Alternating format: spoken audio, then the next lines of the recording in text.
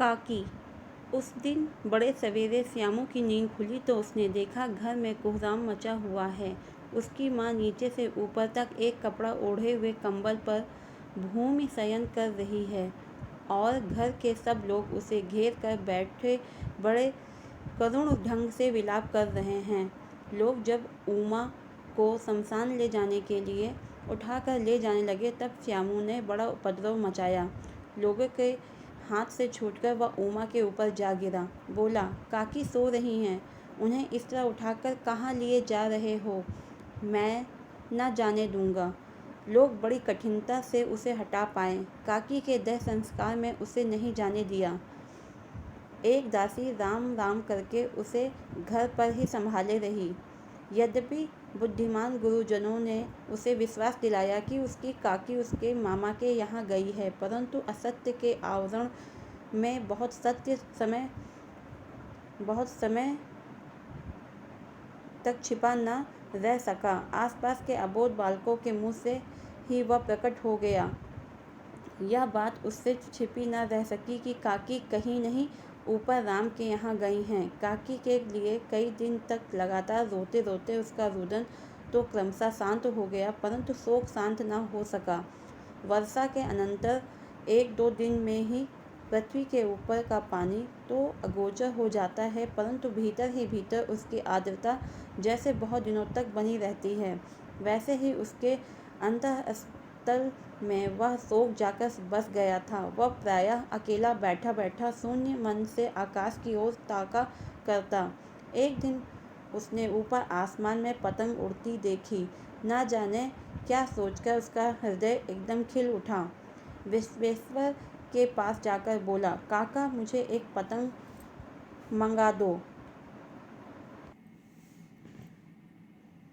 पत्नी की मृत्यु के बाद विश्वेश्वर अन्य मनस्क रहा करते थे।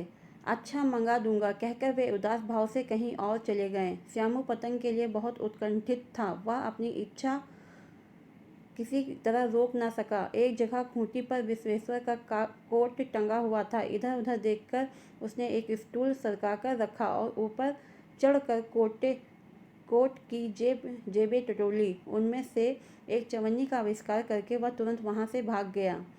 सुखिया दासी का लड़का भोला श्यामू को समवयस्क साथी था। श्यामू ने उसे चवन्नी देकर कहा, अपनी जीजी से कहकर गुपचुप एक पतंग और डोर मंगा दो। देखो खूब अकेले में लाना, कोई जान ना पाए। पतंग आई। एक अंधेरे घर में उसमें डोर बांधी जाने लगी। श्यामू ने धीरे से कहा, भोला किसी से ना कहो तो एक बात कहूँ? भोला ने सिर हिलाकर कहा, नहीं किसी से नहीं कहूँगा। श्यामू ने सिर हिलाकर कहा, मैं यह पतंग ऊपर राम के यहाँ भेजूँगा। इसे पकड़कर काकी नीचे उतरेंगी। मैं लिखना नहीं जानता, नहीं तो इस पर उनका नाम लिख देता। भोला श्यामू से अधिक समझदार था। उसने कहा, बात तो बहुत अच्छी है, परंतु एक कठिनता है। यह डोर पतली है, इसे पकड़कर काकी उतर नहीं सकती। इसके टूट जाने का डर है। पतंग में मोटी रस्सी हो तो सब ठीक हो जाएगा।